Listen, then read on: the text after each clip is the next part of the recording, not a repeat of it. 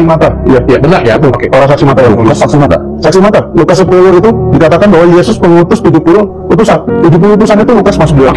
Saya mau nggak bertanya, dan saya belum selesai. Ini kan ditulis oleh murid-murid Yesus. Yang menjadikan satu siapa ya? Menjadikan satu itu tercerai-berai. Ya, siapa yang pertanyaan bagus loh. Kekristenan lahirnya tidak langsung kita pegang kitab. Tapi para rasul itu menulis surat dari ajaran lisan itu dia kirim ke Tesalonika. Surat pertama itu adalah Tesalonika, yang kedua 2 Tesalonika, yang ketiga Galatia. Jadi dia kirim ke kota-kota itu. Kemudian ada dikirim lagi ke daerah lain, Galatia segala macam. Nah, baru rasul-rasul itu yang lain yang menulis.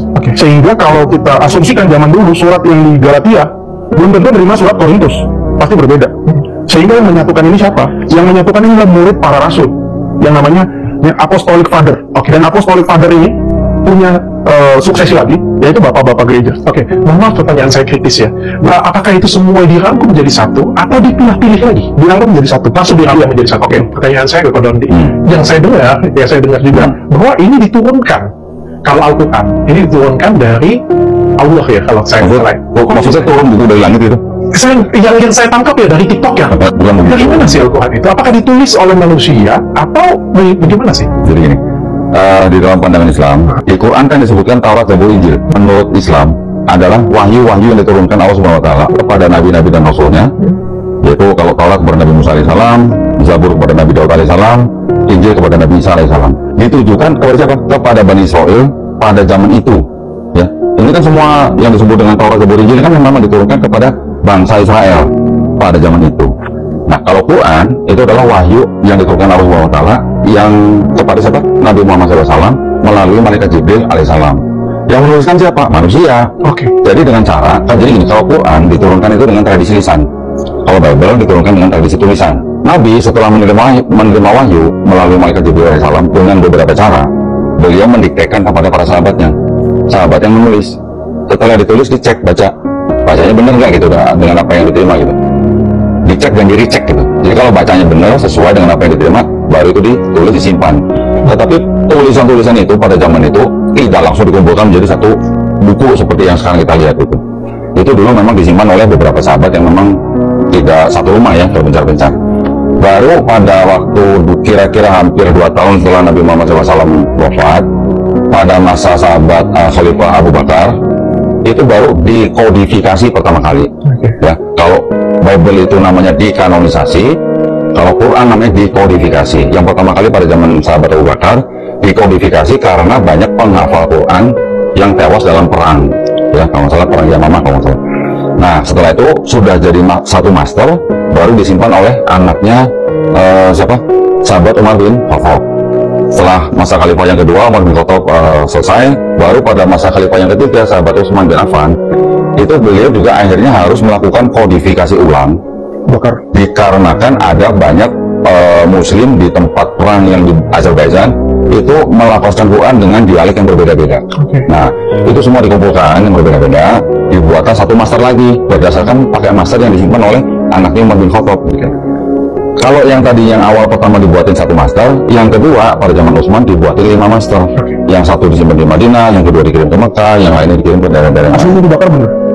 Aslinya memang dibakar, itu bener kira-kira? Maksudnya aslinya kemana? Yang mushaf yang dikumpulin sama Utsman bin Affan tadi itu dibakar oleh Utsman? Aslinya atau yang berbeda dialek-dialek? Yang berbeda dialek-dialek dan aslinya? Aslinya nggak dibakar, yang dibakar itu yang berbeda dialek-dialek. Bible juga pernah dibakar. Pada zaman misalnya contoh ya, seperti ada perbedaan yang tidak diterima oleh bapak gereja, dibakar. Artinya wahyunya atau firmannya dari Tuhan tapi dituliskan oleh manusia, dibacakan, didiktekan. Mungkin ada kalimat penutup mungkin dari Mas Kevin dulu, silakan. Ada yang tadi silakan enggak? Silakan, apa saja? Iya, tadi memang masih ada samar-samar, saya ulangi lagi ya, masih ada samar-samar pada satu tokoh yang sama tadi, bukan hanya Isa dan Yesus, tapi ada titik temu kita antara Islam dan Kristen, yaitu tokoh yang namanya Paulus. Saya menukil dari apa yang ditulis dalam Ibnu Katsir, Ibnu Ishaq, dan Ibnu Hisham. Jadi ini bukan mengada-ngada.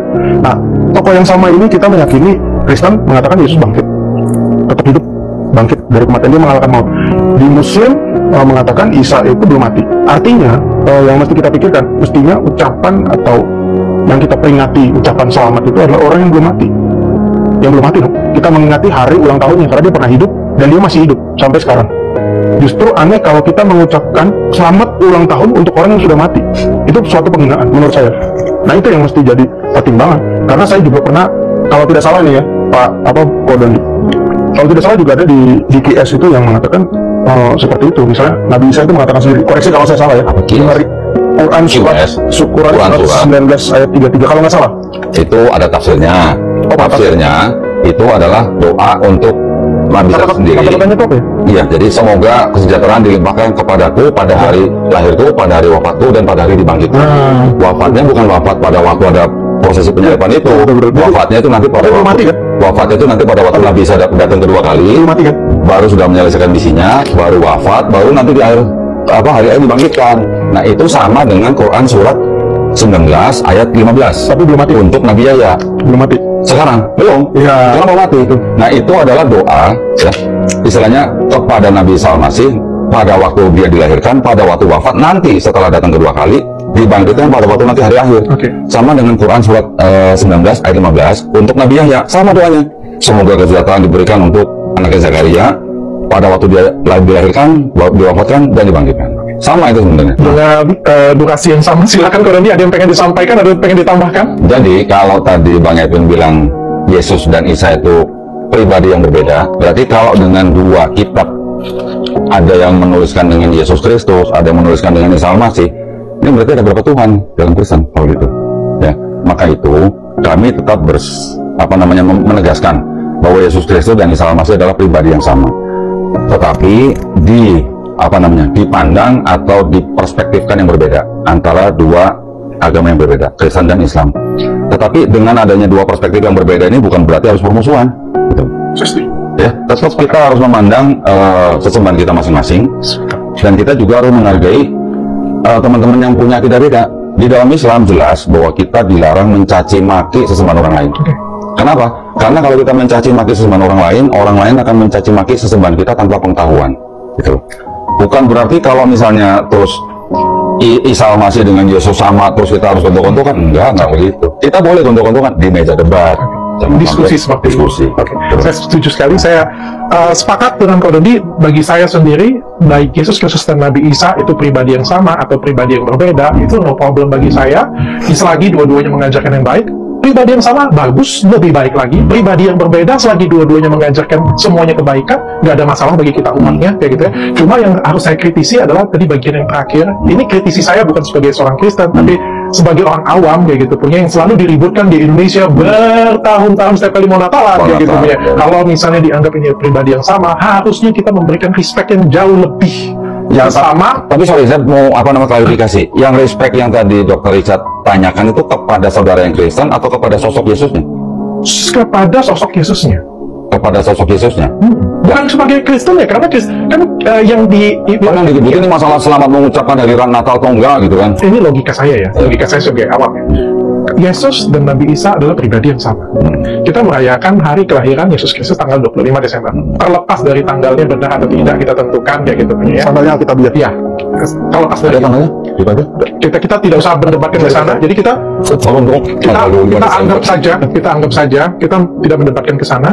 Tapi kan ketika artinya sebagai kalau saya Muslim, saya melihat ini adalah Nabi yang saya hormati, yang harusnya saya juga ikut mendoakan. Oh iya, paling enggak selamat ya Nabi Isa. Betul. Anda sudah lahir ke dunia ini, memberikan pencerahan dan memberikan ilmu kepada kami. That's it. Oke, bagi saya ya, awam, iya. Bukan membawa kekristenan bahkan kayak gitu punya logik saya berpikir seperti itu. Bukan malah yang terjadi ya, saya nggak tahu ini oknum atau salah ya, membangun tembok yang tinggi bahkan mengucapkan saja tidak nggak boleh kayak gitu punya ya, itu kan jauh dari sana. Sekali lagi Ko Dodi, Mas Edwin, terima kasih sudah hadir di sini. Setiap orang punya kepercayaan masing-masing, kita hargain itu. Mudah-mudahan apa yang disampaikan oleh Ko Dodi menambah ilmu kita kasanah, pengetahuan kita yang disampaikan oleh Mas Edwin menambah juga kasanah pengetahuan kita, membuat kita saling menghargai satu sama lain. Dan yang paling penting adalah ketika kita baca agama, yang bertambah itu adalah rasa cinta kasih. Betul. Kasih langsung. Semua.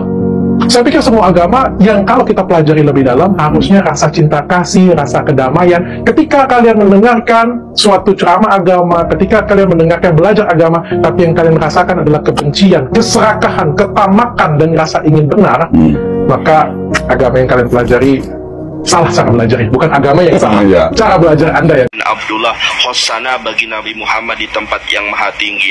Hosana bagi Nabi Muhammad di tempat yang maha tinggi. Allahumma sholli wa sallim wa barik ala nabiyina Muhammadin wa ala alihi wa ashabihi ajmain. Subhana rabbika rabbil izzati amma yasifun. Wassalamun alal mursalin walhamdulillahi rabbil alamin. Khususon ila ruhi wal jasadi, air kehidupan, ya Allah berikanlah kelembutan hatinya. Al-Fatihah. A'udzubillahi minasyaitonirrajim. Bismillahirrahmanirrahim. Begini ibu-ibu, daripada suami ibu-ibu berbuat maksiat, lebih baik izinkan mereka untuk menikah lagi. Berat memang Bu, tapi pahalanya sangat besar bagi ibu-ibu yang merelakannya. Insya Allah, surgalah balasannya Bu. Hari ini hati saya sangat senang sekali dan lebih tenang. Apa yang barusan Ustazah sampaikan? Memangnya ada apa Ibu? Saya bingung Bu Ustazah. Apa yang harus saya sampaikan kepada Bu Ustazah? Syukurlah, apa yang saya sampaikan bisa bermanfaat buat ibu-ibu. Tapi setelah mendengar dari ceramah Bu Ustazah, saya baru bisa memberanikan diri. Beritahukan saja Bu, bahagia ibu adalah bahagia saya juga. Baiklah Bu Ustazah, bahwa selama 2 tahun ini saya sudah menjadi istri kedua buat suami Bu Ustazah.